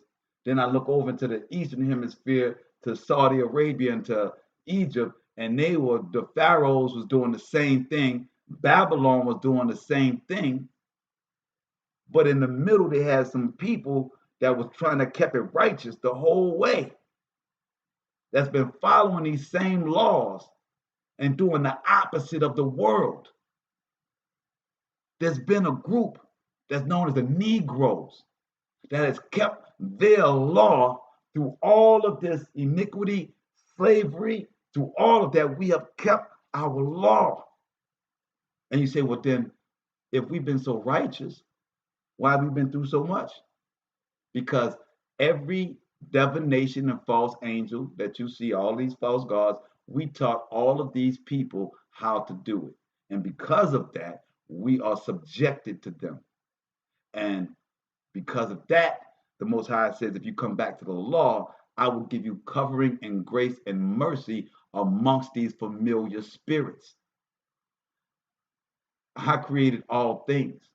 If you come back to my law and understand that whoredom and prostitution ruins the community, when you understand that messing over the blind and the deaf, to misuse your brothers and sisters, to be in sex scandals, to be to overcharge, to do all these things that we do to try and get ahead in this world, is a being of that world, of that culture, of the Greeks and the Romans and the Mayans and the Moors. Yeah, we are not that. So then it says, regard not them that have familiar spirits, neither seek after wizards to be defiled by them. I am the Most High, your power. Thou shalt rise up before the hoary head, and honor the face of the old man, and fear the Most High. I am thy power. It says, so thou shalt rise up before the hoary head, and honor the face of the old man. So respecting our elders, right? Let's go into this hoary right quick. Hoary head, strong concordance, Hebrews 787-72, and sabe, sabe means old age, gray hairs, hoary head. So our elders, right? Oh, I see you in the building, Lisa FTN. Look at my high school people in the building. All praises. So then we go to, then it says in 33, and if a stranger sojourn with thee in your land, ye shall not vex them. But the stranger that dwelleth with you shall be unto you as one born among you, and thou shalt love him as thyself, for ye were strangers in the land of Egypt. I am the Most High, your power. So it's saying here that we understand that we have the power, that when we are tapping into our supernatural power, which is the laws, like we said, there is no power without law. Without the law of gravity, then you don't have power over gravity. If you don't understand the laws, then you don't have power. So, and it's saying that the Most High said, look, don't vex other people. That's not our spirit. We're just trying to do what we do, because the Most High has our vengeance and he deals with other people. So you stay righteous in what you're doing and how you do, and he will handle the rest. And remember that when you were in Egypt, I made everybody in Egypt, when you exodus, I made them give you all your gold. Yeah, I made them give you all their gold, all their possessions when you left Egypt. So remember that when you have people that come amongst you, that you treat them good, you treat them well as you would treat yourself. Ye shall do no unrighteousness in judgment, in meter, in weight, or in measure. Just balances, just weights, as just ephah, as a just ephah, and a just hin shall ye have. I am the power, the Most High, which brought you out of the land of Egypt. So the Most High is saying you judge with balance. Everything is weighed evenly. Therefore ye shall observe all my statutes and all my judgments and do them. I am the Most High. Now, when you look at 36 and it says judges and balances, that's why he says that there is no law, no transgression of the law is greater than the other. Meaning that if you child molestation to murder to adultery to idolatry to the Most High, all of it is the same. It's transgression of law, and unless you repent, you die for it. That is your death and your sin. Period. He doesn't know, no sin is greater than the other. So he's telling you that when you judge other people, you should do as the same, because we all got to get it out the mud at some point. Now we're going on to Leviticus 20, where we're going to get into the heart of the matter, to the heat. Remember, we are talking about how we're building ourselves, how we're building our business, how we're building our lives in the Most High, how we're walking in the Most High through these laws. So Leviticus 20, and it says, and the Most High spake unto Moses, saying, again, thou shalt say to the children of Yasharale, whosoever he be of the children of Yasharale, or of the strangers that sojourn in Yasharale, that giveth any of his seed unto Moloch, he shall surely be put to death, The people of the land shall stone him with stones. So it says that if anybody gives their seed to Moloch, Moloch is that gods that the Mayans and the Aztecs and the Incas and the Babylonians that they were sacrificing unto. They would give, this was the name of that god. They would sacrifice their children for the blessings of their fields and for all these other things. And Moloch is actually in history. Like he's a person that's not just in biblical writings, but he's written historically. He's written in stone, in reliefs in the Saudi Arabia and in Turkey, right? So again, it says, whosoever he be of the children of Yasharale or of the strangers that sojourn in Yasharale, that giveth any of his seed unto Moloch, he shall surely be put to death, and the people of the land shall stone him with stones. And I will set my face against that man, and will cut him off from among all his people, because he had given of his seed unto Moloch to defile my sanctuary and to profane my holy name. So again, the Most High is doubling down on the fact of your body is his sanctuary. So he's saying that you gave my sanctuary to Moloch to be burned. You have defiled my sanctuary. And the people of the land do anyways hide their eyes from the man when he giveth of his seed unto Moloch, and kill him not. Then I will set my face against that man and against his family, and will cut him off, and all that go a whoring after him. Oh, I got 1 second, guys. I gotta get this.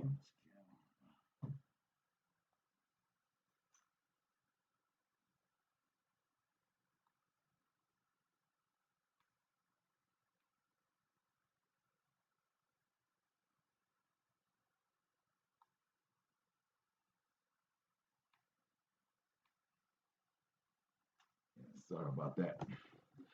But as it's saying,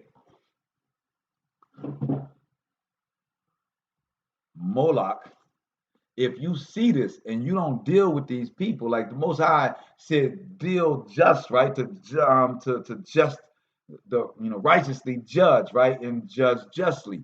And it says from among the people. And it says,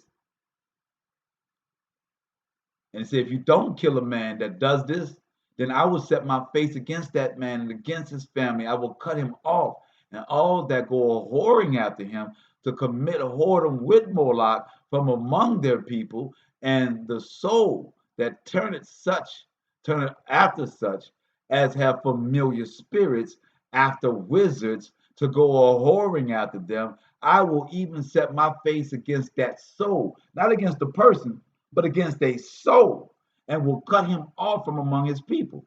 Sanctify yourselves, therefore you be ye holy. You be ye holy, for I am the Most High your power, and ye shall keep my statutes and do them. I am the Most High which sanctify you. For everyone that curseth his father or his mother shall be surely put to death. He hath cursed his father or his mother, his blood shall be upon him. Oh, you hate for the Most High to tell you get it how you live. Like, it's all on you, partner. That's deep. So, and it says, and the man that committed adultery with another man's wife, even he that committed adultery with his neighbor's wife, the adulterer and the adulteress shall surely be put to death. Man, I don't know about how many of y'all are thankful for grace and mercy right now. But see your boy right here, I fell into that category hard at one time in my life. I'm going to tell you, I thank the Most High for grace and mercy. Surely I was a dirty rag. Surely I did not deserve to have an opportunity to be a witness of his word to y'all or to anybody. I give all praises. And it says, and the man that lied with his father's wife hath uncovered his father's nakedness. Both of them shall be put to death. Their blood shall be upon them. And if a man lie with his daughter-in-law, both of him shall surely be put to death. they have wrought confusion. Their blood shall be upon them. So the Most High say, okay, now if y'all are going to start mixing between daughter-in-laws and father and daughter and all this, that you are creating mass serious confusion, which will bring about blood, that their blood shall be upon them. We know how sex triangles work, right? Ooh. If it's not in the ordain of the Father, it's not going to prosper and it's going to destroy everything you're trying to build in your life. But isn't it funny that porn, right? That's one of the most popular things that they be having on porn. Right back in the day, it was all about what? And especially homies, was you got the mom and the daughter. Boy, oh, you pimping, huh? Or the what's the thing they had? What they call it? Stepdad, yeah, the stepdaughter thing or whatever they would do, right? So these fantasies that they will put out in these poems, like when we say that the slippery slope, right, of the law, like is masturbation against the law. The Father said that if your seed spills, then it is a trespass, right? That you're unclean, right? It's not so much a sin. But if you are bombarding yourself with porn, and then porn is giving you these ideas of these titles of stepdaughter and stepdad and all this, and you in a house where you got a stepdaughter, that becomes that slippery slope, right? That becomes things that start to enter your mind that don't need to be there. So you may not say this one thing is sin, and you can try and say freedom of speech and all of these things, but we don't acknowledge how these things bring us in a direction that is absolutely abominable direction, right? And we understand that the Most High said our blood is upon us. It becomes confusion, right? So it says you should not uncover his father's nakedness. So if you lay with his father's wife, then you are disrespecting your father. And he said that's one of the top ones the Father said do not do. And he said if the man lie with his daughter-in-law, both of them shall surely be put to death. So if the dad do it and vice versa, it's confusion and death. If a man also lie with mankind as he lied with a woman, both them have committed an abomination. They shall surely be put to death.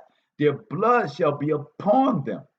So homosexuality, so the Father only gives one verse to that because it's all the same.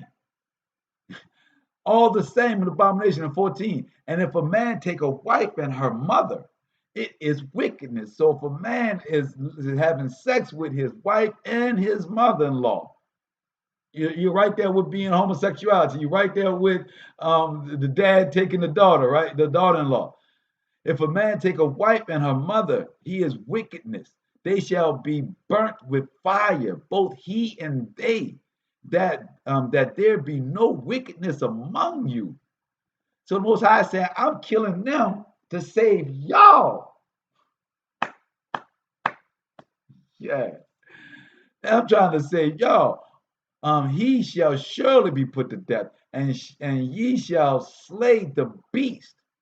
If a woman approach unto any beast, so let's say, shall be burnt with the fire, and there be no wickedness amongst you. And if a man lie with a beast, ye shall surely be put to death, and ye shall slay the beast. So the beast can't even be repented for. The Most High said, you ruin the beast, kill it.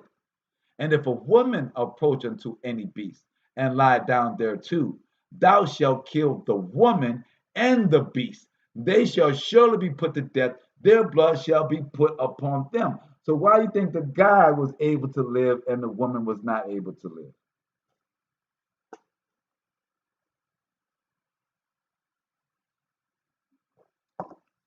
Because women can bring forth life. The Father said, do not mix seeds. The Father says, I don't want that woman no longer can bring forth a holy seed once she has done that.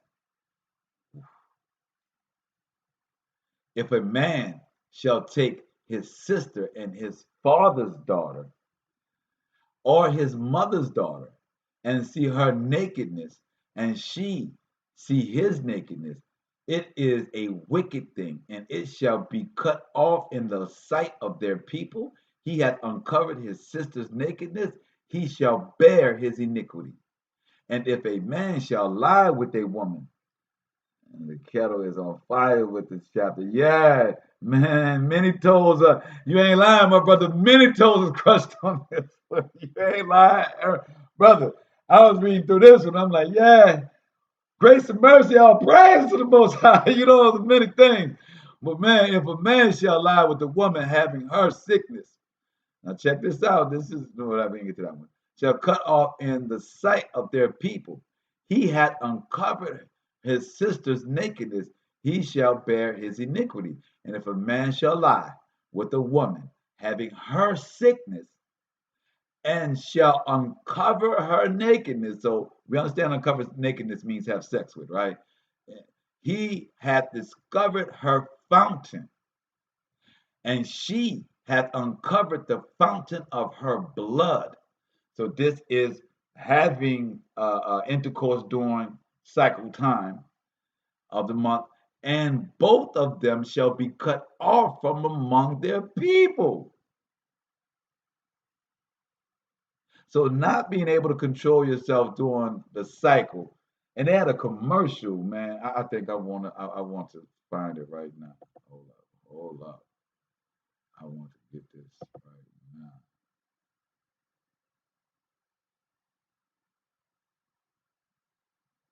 It's called Flip Ad. I pray that the Most High show this ad is up.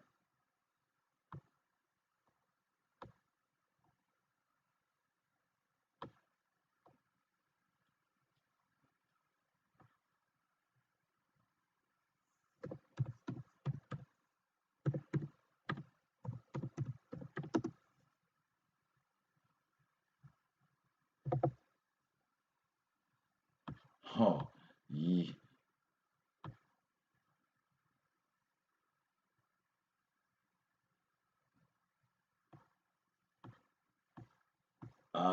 They had an ad that came on that actually talked about having sex during the menstrual cycle, and they created a new thing that you can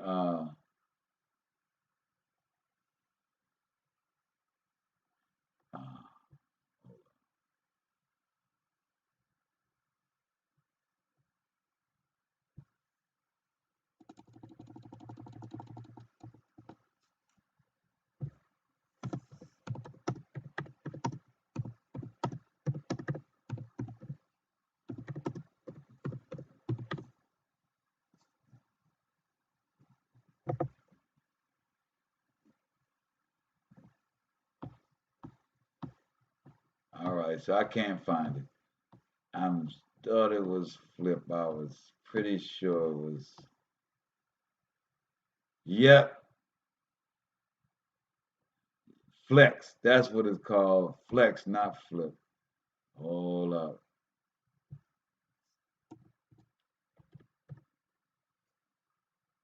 Oh, y'all see, right, yeah. So, and if anybody's wow, I wanted to see the ad. So all the kids in the room needs to step back for a minute. Y'all want to yeah, here it is. There it is. All right. I love sex, and I love having sex on my period, but I hate having messy period sex. Once a month, I consider a towel, stained sheets, uncomfortable shower sex, or just no sex at all. Guess what, period? You're not the boss of me, and I want to have sex whenever I feel like it, without the mess. And now I can. Cue the Flex Disc, a menstrual disc that's radically changed my life in the bedroom, and kitchen, and shower. Before Flex, my period was complicated and messy. Sheets were ruined, underwear was stained, I suffered severe cramping, and I couldn't even sleep through the night. I'd quietly accepted the fate of my monthly period that sent me sheepishly to the bathroom every few hours. Now, my period isn't perfect, but it's a hell of a lot better. Flex offers 12 hours of leak-free protection, so you can sleep, swim, exercise, and have sex anytime, anywhere. Ready to get back in bed? Great. Here's a more in-depth look at how it works. To insert the disc, pinch it in half and then use your thumb to guide it towards the vaginal fornix, the widest part of the vagina. So, all right. This means it won't put pressure on the vagina. Let you guys see that. I just want you guys to understand that as this scripture here tells us that you should be put to death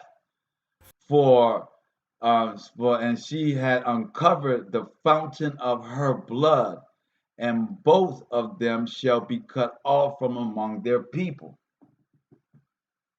When we look around this world and see it and ask the question, is this thing profaned? Is this world profane? Is there anything good? Is everything upside down? Yes. That answer is absolutely yes. So these, the Most High,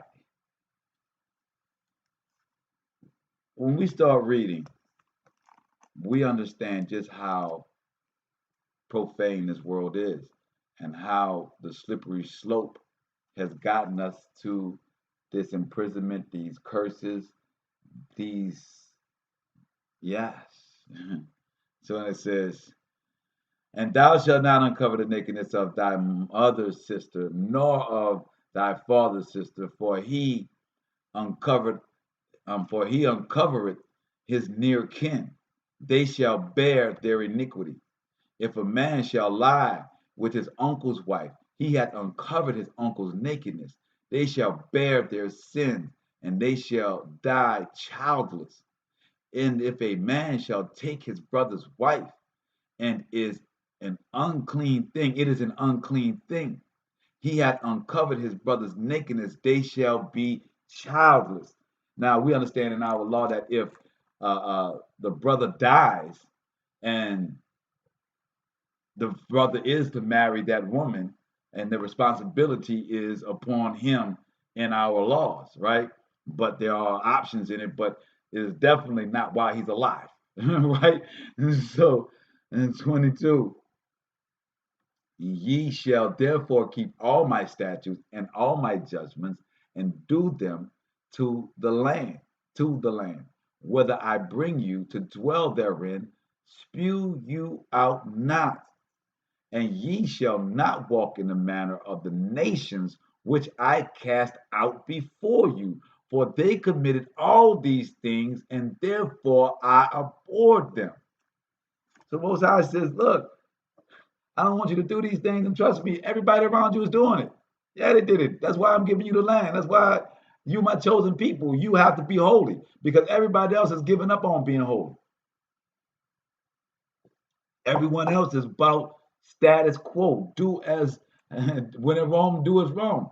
No, we no longer doing as Rome. No, sir. We Yasharale in the middle of Rome. We are set apart. And it says, but I have said unto you, ye shall inherit the land, and I will give it unto you to possess it, a land that floweth with milk and honey. I am the Most High, your power, which have separated you from other people. He has separated us. Yes, the world is doing this thing. Yes, the world is getting down and having a party on Friday night. Yes, the world is acting a donkey. So what? Yes, the world is tapping into their evil supernatural powers. Yes, they're about to have Nimrod's birthday in a couple of days. Yes. Winter solstice in their high cotton high hour. Yes. But you are set apart. We are set apart because we know right from wrong. We don't have to guess. And then the Father said, when we do mess up, we got grace and mercy. He gives us too much grace and mercy. He said, this is not grievous. Just to have patience and wait on him, acknowledge him. He is everywhere. He is everywhere. If you just slow down and listen to him, you just slow down and hear him.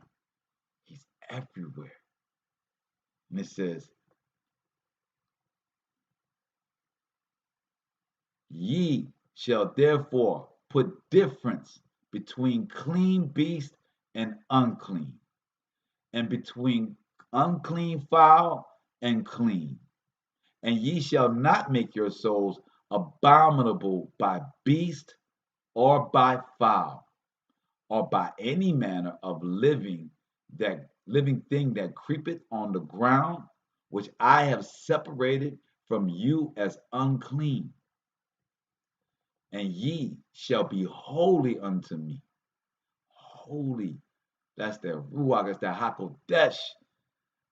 For I am the Most High, am holy, and have served you from, and have severed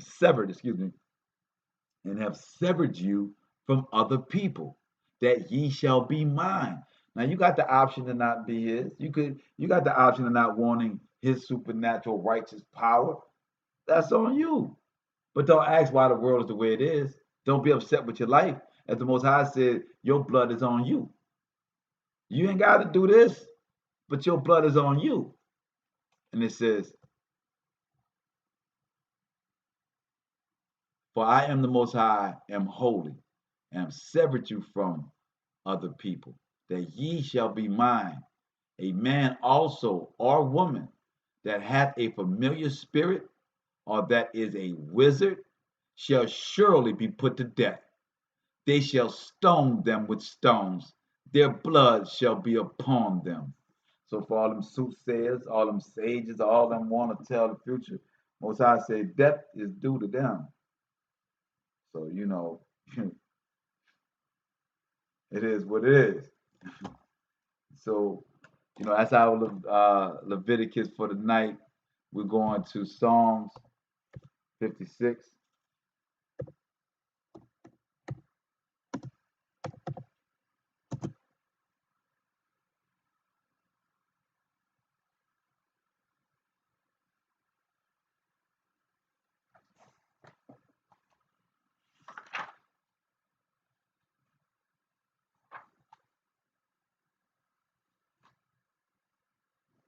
I pray that you guys, the law can be heavy, and I pray that you guys have understood this from how to build your life, not looking at the law as what you can and cannot do, but how you live in it, how you build your business, build your life, build your understanding, build who you are. Understanding that it's going to be 3 years. You got to do righteous in building, and for that fruition for the fruits to come. In the 4th year, you can eat a little bit, but it's still for the Most High. In the 5th year, you get to really see your fruits come to fruition. And if you can stay holy and repent, stay holy and repent, stay holy and repent in that time, be righteous, be a man about your words, let your no be a no and your yea be a yea, and the same for the daughters of Zion. Then you can build anything in this world. The Most High allowed you to see it.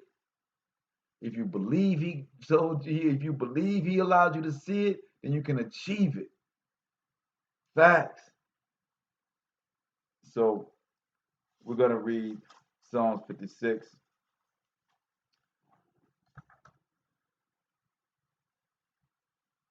And it says, to the chief musician upon Janatalamarakakim Mitchum of David, when the Philistines took him and got. So this is David in, yes. He said the law is heavy, being cursed to hell is heavy. Yeah, my brother, I know being cursed to hell is heavy. Being cut off from your people is heavy, you know what I'm saying? And like my brother Avraham said, a lot of us have committed something in that Leviticus 19 and 20. All of us have fallen somewhere in that. And that's why we know that we're thankful for this grace and mercy. And these people I'm ready for it all to be over. Man, there's some things I'm still trying to get right before y'all should crack that sky. I just want to make sure I've remembered all my sins and then made and done some work to make up for them, not just lip service. You know what I'm saying? I don't mind being tested, because him testing me allows me to pass it, for him to know that I got the lesson, so that I can get my rewards, so that I can get some salvation, so I ain't got to worry when it's time to see his face. I ain't got to be like Aaron and all of the tribes when Moses was going to the mountain, and they was like, yo, Moses, I'm, I will go. But since he already talking to you, you go. We're gonna listen to whatever he tell you. Go on. Nah, I want to be running right behind Moses like Joshua was. And what reward did Joshua get? He was allowed to take us over into the promised land. Yeah, that type of gangster. I see the building these days. That's what I'm saying, my brother. So we at the end of ours tonight. We starting on Psalms 56. We have gone through the fact that clean and unclean and these laws and how to build your business through the laws of Leviticus 19 and 20. And it's telling us to keep ourselves righteous, to know that 3 years of hard work, 4 years of hard work when we're planting the right seed is going to come to fruition. And if it's not, then the Most High is going to feed us until we plant the right seed, if we're being righteous. The seed that we planted may not come out to what we thought it would be, but we're not going to miss a meal. We won't miss his grace and mercy if we're following and doing righteous, until we figure out to plant the right seed that he's already has for us. He already has riches. He already has treasures for us on a path that he's laid for us. When we figure out how to plant that seed, then everything falls in line. 4 years, 5th year, you get to eat, right? So it says, verse 2. So we start off. So it says, be merciful unto me, O Most High, for man would swallow me up. He fighting daily oppressed me. Ooh.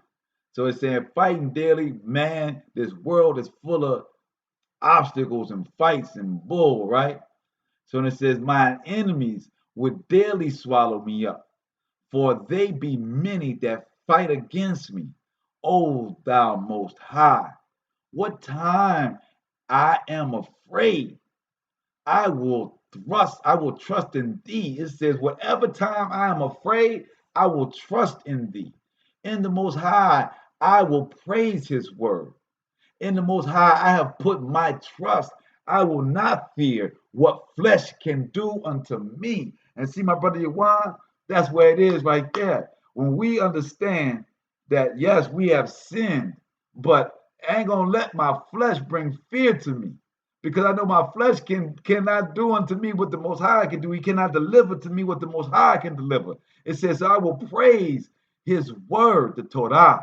And in the Most High, I have put my trust.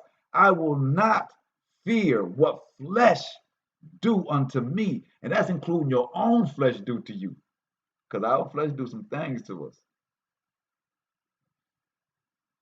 Every day we wrestle with, I wrestle with myself. Every day they wrest my words.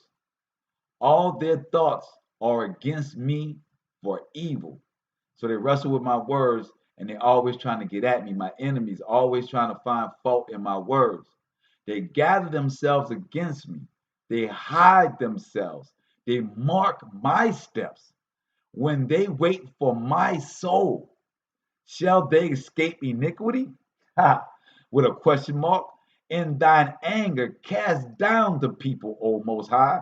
So my man David said, look, the ones that are trying to get at me, when you get mad, Most High, dust them people down. They say, thou tellest my wanderings. They say, they tell us my wanderings. Put thou my tears into thy bottle. Ooh, drinking, right? Are they not in thy book? Ooh, he said, put thou my tears into thy bottle. Are they not in thy book? Ooh, when I cry unto thee, then shall mine enemies turn back, not into a bottle. It says, when I cry unto the Most High, not when I cry unto somebody, on somebody's shoulder, or into some drug, or into some bottle, or into some food vice, or into some abomination or whoredom, or into some whatever. When I put my trust and I cry out of my pain unto the Most High, then shall my enemies turn back. This I know, for the Most High is for me. Yeah. The screen hasn't changed over the songs? What? I see that. Let me go back over there and see why it won't switch over. Oh, I see why I did that.